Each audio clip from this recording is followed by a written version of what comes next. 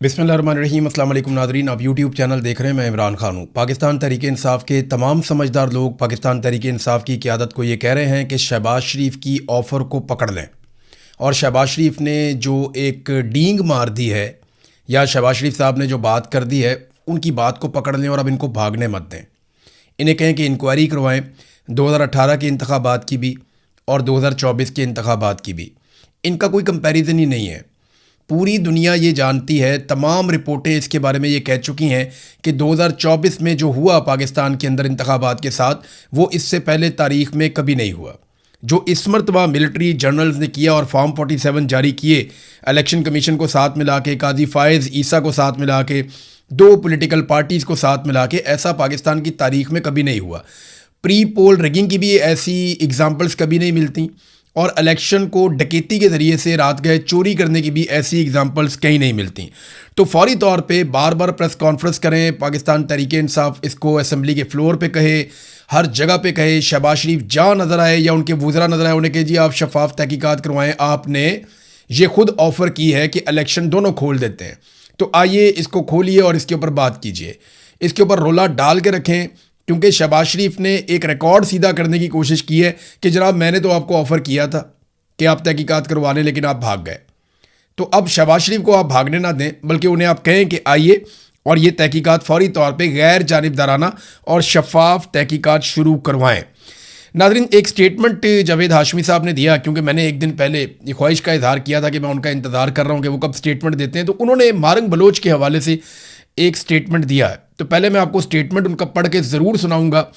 उन्होंने कहा जी, मारंग बलोच को उम्र कैद की सज़ा हो जाना पाकिस्तान के साथ गद्दारी है। जैसे शेख मुजीब को अगरतला साजिश केस में सज़ा देना इस मुल्क के साथ गद्दारी थी। अयूब खान से लेकर आसिम मुनीर तक सब जर्नैलों ने पाकिस्तान में अलहदगी पसंदों को फ़रोग दिया है। गद्दार मारंग बलोच नहीं है, गद्दार तुम हो। एक आर्मी चीफ दुनिया के स्टेज पर हमारे मुल्क के वज़ीर आज़म की आईनी हैसियत को सानवी कर रहा है, यानी वो आगे आगे जा रहा है और वज़ीर आज़म पीछे पीछे जा रहा है। जो पहले ही गैर आईनी वज़ीर आज़म है, यानी वज़ीर आज़म तो पहले भी गैर आनी है, तो आर्मी चीफ उसको अब जो है उससे आगे आगे चल रहा है और उसकी हैसियत को सानवी कर रहा है। इसकी आईनी सज़ा आसिम मुनीर को ही भुगतनी पड़ेगी। ये नादरीन जावेद हाशमी साहब का 2 हवालों से ट्वीट है। एक तो मारंग बलोच के साथ जो ज़्यादती हुई, तारीखी हवाला भी उन्होंने दिया, और दूसरा उन्होंने कहा कि जो आसिम मुनीर इस वक्त पाकिस्तान में जमहूरियत के साथ कर रहे हैं और वो डिप्लोमेसी का काम कर रहे हैं, जो उनके हलफ से मुतसादिम है, वो ये काम कर नहीं सकते। आर्मी चीफ की हैसियत से वो एक सरकारी सर्वेंट हैं और उन्होंने अपना काम करना है, तो यहाँ पे भी उन्हें सज़ा भुगतनी पड़ेगी। ये जावेद हाशमी साहब ने स्टेटमेंट दिया है। नादरीन, अहमद फरहाद साहब और रज़ी ताहिर साहब ये दोनों गिरफ़्तार कर लिए गए हैं और इन दोनों को कश्मीर के हवाले से जो इन्होंने गैर जानिबदाराना रिपोर्टिंग की और हक़ाइक़ सामने लेकर आए और जो कुछ भी ईरान जंग के दौरान ये रिपोर्ट करते रहे, खुलकर अपना मौक़िफ़ देते रहे, सिविलियन सुपरमेसी के लिए और इदारों की मुदाखलत के ख़िलाफ़ भी ये बात करते रहे, इंसानी हुकूक़ के लिए इन्होंने आवाज़ उठाई, जुल्म और जबर के ख़िलाफ़ इन्होंने बात की। अब इस बात की सज़ा दी जा रही है इन सहाफ़ियों को। पूरी दुनिया में सहाफ़ी यही काम करते हैं कि वो जुल्म को जुल्म कहते हैं, जुर्म को जुर्म कहते हैं, फस्तायत को रोकने की कोशिश करते हैं और मज़लूम के साथ खड़े होते हैं। पाकिस्तान में जब ये सहाफ़ी ये करने की कोशिश करते हैं तो ख़ुद मज़लूम बना दिए जाते हैं। रज़ी ताहिर साहब ये ज़बरदस्त काम कर रहे थे, इनको अरेस्ट कर लिया गया और ज़्यादती करके अरेस्ट किया गया, कोई कानूनी जवाज़ नहीं था। इसी तरह अहमद फरहाद साहब हैं, उनको भी गिरफ़्तार किया गया और उनको 3 MPO के तहत पहले पता चला, अब इतलात आती रहती हैं, चेंज होती रहती हैं, सिस्टम कुछ बताता ही नहीं है, लेकिन ये बड़ी सख्त ज़्यादती है, इनको फौरी तौर पर रिहा करना चाहिए और आप सब इनके हक़ में आवाज़ उठाएं, ज़ोरदार तरीके से आवाज़ उठाएं। कश्मीर से मुझे एक इन्फॉर्मेशन मिली है, कुछ लोग जो एस्टेब्लिशमेंट के लोगों से बातचीत कर रहे थे, उन्हें जो एस्टेब्लिशमेंट है उसने एक पैगाम दिया है और बड़े वाज़ेह अंदाज में कहा कि 4 लोगों को तो हम नहीं छोड़ेंगे, जहाँ हमें मिलेंगे हम इनको मारेंगे। एक के ऊपर कातिलाना हमला पहले हुआ है, उसे मारने की कोशिश की गई लेकिन वो बच गया, उमर नज़ीर कश्मीरी। ये 4 लोगों के बहुत सख्त खिलाफ है एस्टेब्लिशमेंट और इनको कत्ल किया जा सकता है। मैं आपको रिकॉर्ड पे रख के इसलिए बता रहा हूँ कि जो लोग मिले उन्होंने जहाँ बात की, मेरे से ये बात वहाँ से पहुँची है, मुझ तक ये बात आई है, क्योंकि जो लोग मिले जाके एस्टेब्लिशमेंट के कुछ एहलकारों को, उनसे उन्होंने बातचीत की तो उन्होंने कहा जी ये 4 बंदे तो अब सवाल ही पैदा नहीं होता, इनको तो अब हम कुचल देंगे, मार देंगे, ये नहीं बचते, इनको तो एलिमिनेट करेंगे। तो वो जो 4 बंदे हैं उनमें ईमान कश्मीरी हैं, शौकत नवाज़ मीर हैं, उमर नज़ीर हैं और मेहरान ख्वाजा हैं। इन 4 लोगों की जान खतरे में है। कश्मीरियों को देखना पड़ेगा कि उनके ये बेटे उनके लिए आवाज़ उठा रहे थे। ना इन्होंने MNA बनना है, ना कोई इन्होंने मिनिस्ट्रियाँ लेनी हैं, ना इन बेचारों ने कोई बहुत बड़े बड़े कारोबार करने हैं, ना इनमें से कोई वज़ीर आज़म का उम्मीदवार है, ना इनमें कोई सदर का उम्मीदवार है। ये बेचारे दुकानदार टाइप लोग हैं, किसी की बेकरी है, किसी की किताबों की दुकान है, कोई छोटा मोटा और कारोबार करता है। तो ये तो कश्मीरियों के हुकूक़ के लिए खड़े हुए थे। अब कश्मीरियों को देखना है कि वो अपने इन बच्चों की हिफाजत कैसे करते हैं। बहरहाल कश्मीरी बड़ी तादाद में खड़े हैं, बार बार वो एहतजाज भी करते हैं। ओवरसीज़ कश्मीरी भी बहुत बड़े पैमाने पर एहतजाज करते हैं। पाकिस्तान तहरीक इंसाफ को वहाँ पे बल्ले का निशान मिला, हाई कोर्ट से मिला, लेकिन तहरीक इंसाफ के लोग इसको शक की नज़र से भी देख रहे हैं। वो ये कह रहे हैं कि पाकिस्तान तहरीक इंसाफ को बल्ले का निशान देने का मतलब ये है कि एक सबसे फेवरेट पॉलिटिकल पार्टी को फौरी तौर पे इलेक्शन में मुतहर्रिक कर दिया जाए, ताकि लोगों की तवज्जो हट जाए एहतजाज से और लोग इलेक्शन की तरफ तवज्जो दें कि जनाब इलेक्शन में इन मसाइल का हल है। और लोग ये भी जानते हैं और इसके ऊपर बार बार तबसरा कर रहे हैं कि PTI को एन टाइम पे धोखा मिलेगा। एन टाइम पे पाकिस्तान तहरीक इंसाफ को धोखा करके इस खेल से या तो बाहर कर दिया जाएगा या फिर पाकिस्तान तहरीक इंसाफ को किसी सूरत भी हुकूमत नहीं बनाने दी जाएगी। और ये 12 नशिस्तें जो हैं इनके ऊपर तो अपने बंदे लेकर आने हैं। 12 के 12 बंदे मिलिट्री एस्टेब्लिशमेंट अपने लेकर आएगी और चंद बंदे उन्हें आज़ाद कश्मीर से चाहिए होंगे जिनको वो जितवा लेंगे।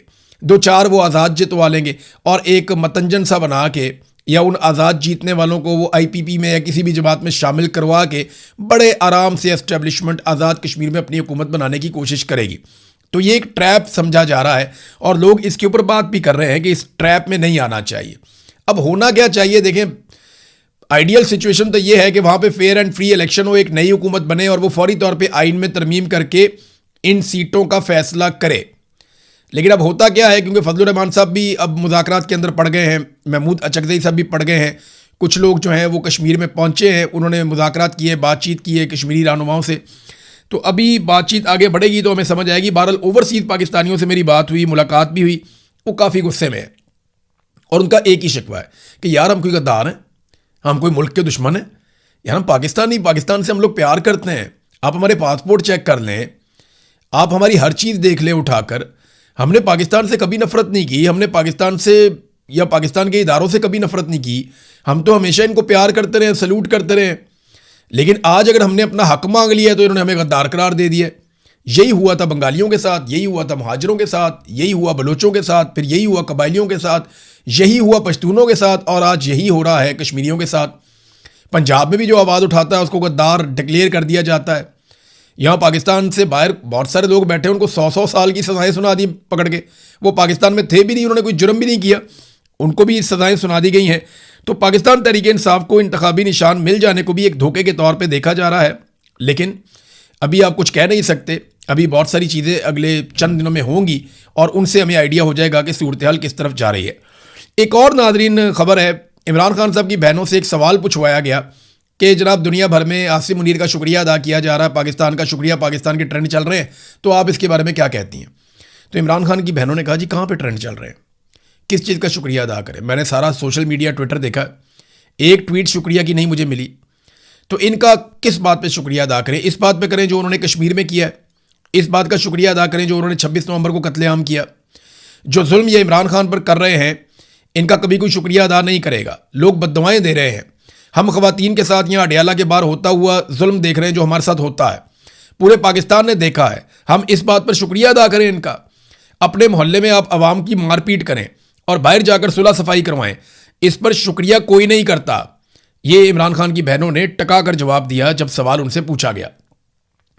देखिए, कौम शुक्रिया तब अदा करेगी जब कौम को कुछ मिलेगा।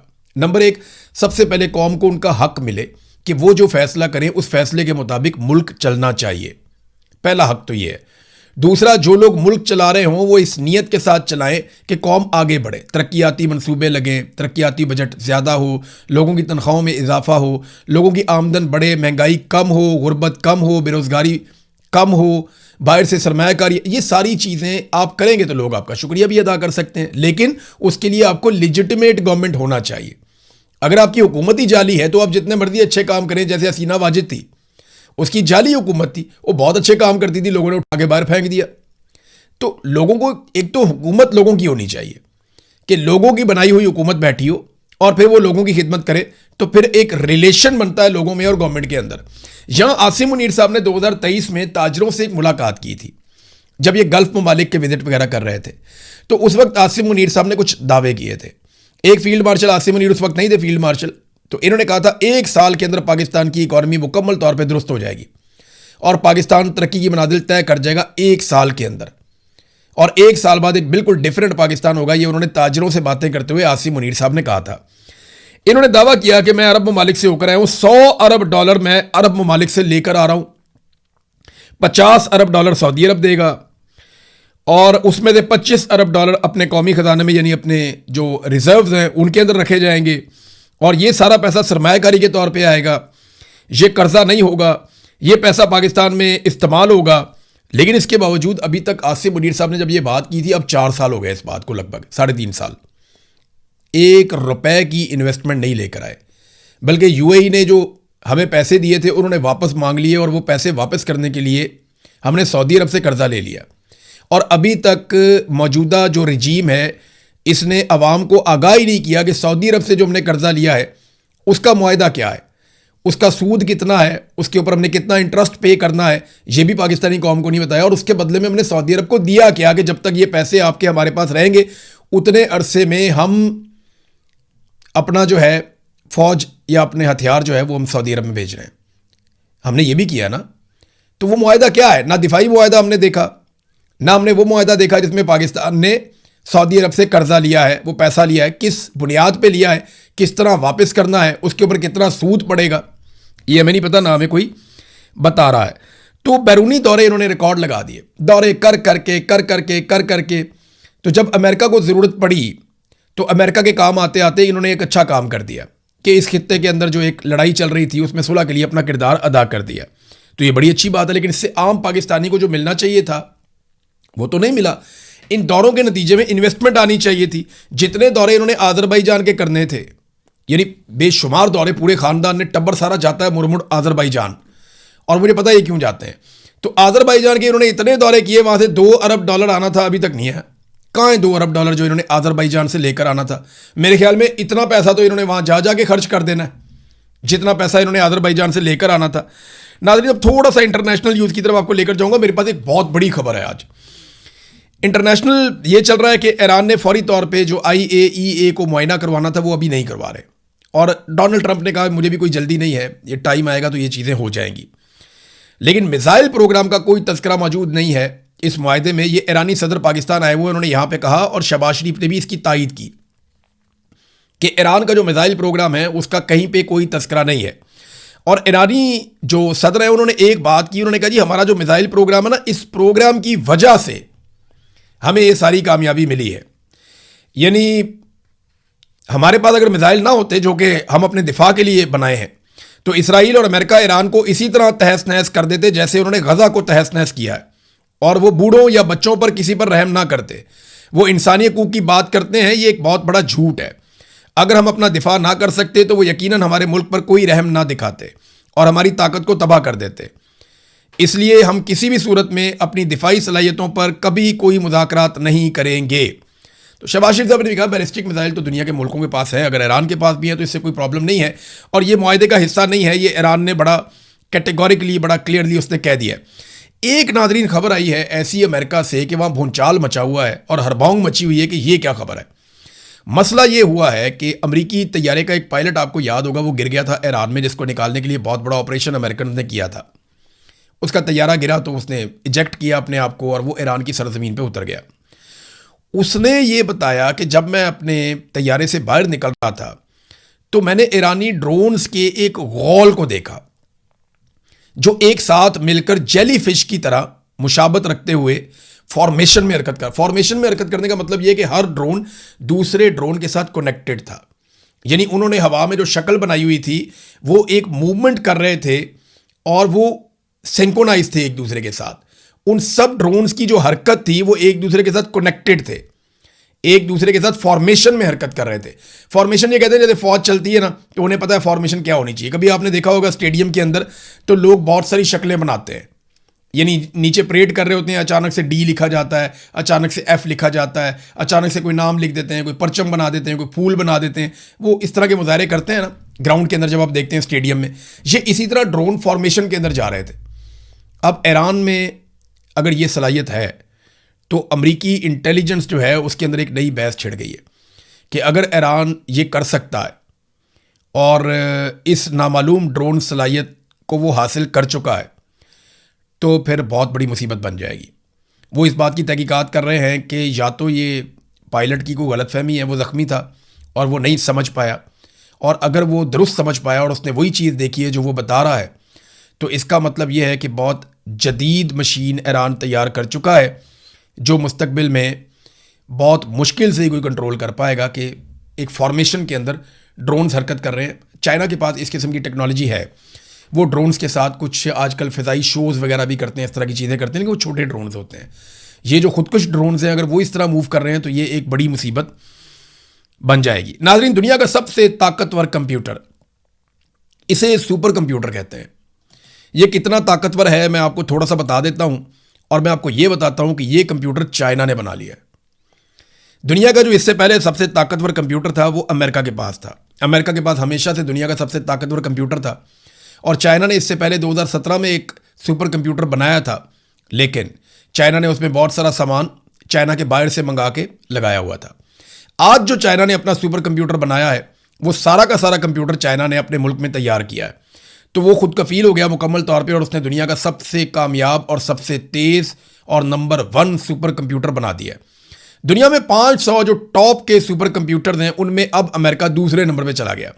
अमेरिका का जो सुपर कंप्यूटर है उसकी जो रफ्तार है वो है जनाब 1.8 एक्सा फ्लॉप्स। ये एक्सा फ्लॉप्स क्या है ये मैं आपको भी बताता हूँ। ये उसकी रफ्तार है अमेरिकन कंप्यूटर की, जिसका नाम है एल कैप्टन। 1.8 इसकी रफ्तार थी, और अब जो चीन ने नया सुपर कंप्यूटर बनाया है इसका नाम है लाइन शाइन। इसकी जो रफ्तार है वो 2.2 है, यानी 1.8 से ज़्यादा 2.2 इसकी रफ्तार है। 1.8 exa flops America, 2.2 exa flops China, लाइन शाइन। एक्सा फ्लॉप्स क्या है? ये एक यूनिट है, और ये इतना बड़ा यूनिट है कि आप हैरान हो जाएंगे कि एक एक्सा फ्लॉप्स इतना ताकतवर होता है और उसमें कंप्यूटर की इतनी रफ्तार होती है कि 1 अरब को 1 अरब से मल्टीप्लाई करें, यानी 1 अरब को 1 अरब से मल्टीप्लाई करें, या आप 1 के आगे 18 सिफर लगा दें, तो वो जितना हिसाब किताब बनता है ना वो ये कंप्यूटर 1 सेकंड में कर लेता है। यानी इतने डाटा को ये कंप्यूटर 1 सेकंड में कंगाल लेता है। पूरी दुनिया का जितना रिकॉर्ड आज तक कंप्यूटर्स के अंदर गया है ना, ये सुपर कंप्यूटर चंद सेकंड्स के अंदर उसका मुआयना कर लेता है। ये इतना तेज कंप्यूटर है कि दुनिया में आने वाले वक्त में क्या होने लगा है ये बेहतरीन एनालिसिस करता है। नए कंप्यूटर्स किस तरह बनने चाहिए, कौन सी चिप्स लगनी चाहिए, कौन सी धातें इस्तेमाल होनी चाहिए, ये उसका एनालिसिस भी मिनटों में करके बता देता है। नए आर्टिफिशियल इंटेलिजेंस के टूल्स कैसे बनने चाहिए और उनको किस तरीके से काम करना चाहिए ये भी बता देता है। मौसमी हालात का कई सालों का, दहाइयों का डाटा निकाल कर ये सामने रख देता है कि तूफान कब आएंगे, जलजले कब आएंगे। ये साइंसी तहकीकात के अंदर टॉप क्लास काम करता है, और अमेरिका ने तो अपना जो एटॉमिक सारा सिस्टम है वो सुपर कंप्यूटर के साथ जोड़ा हुआ है। तो चाइना सुपर कंप्यूटर की दौड़ में दुनिया का नंबर 1 मुल्क बन गया, उसने अमेरिका को पीछे छोड़ दिया। 1.8 एक्साफ्लॉप्स अमेरिका, जबकि 2.2 एक्साफ्लॉप्स चाइना। और मैंने आपको बताया कि ये 1 एक्साफ्लॉप्स इतना तेज है कि 1 अरब को 1 अरब से मल्टीप्लाई करें तो इतने बड़े डाटा का ये हिसाब किताब कर लेता है 1 सेकंड के अंदर। और ये एक नहीं है, ये 2.2 एक्साफ्लॉप्स है। अब तक के लिए इतने ही। अपना ख्याल रखिएगा, अपने चैनल का भी। अल्लाह हाफिज़।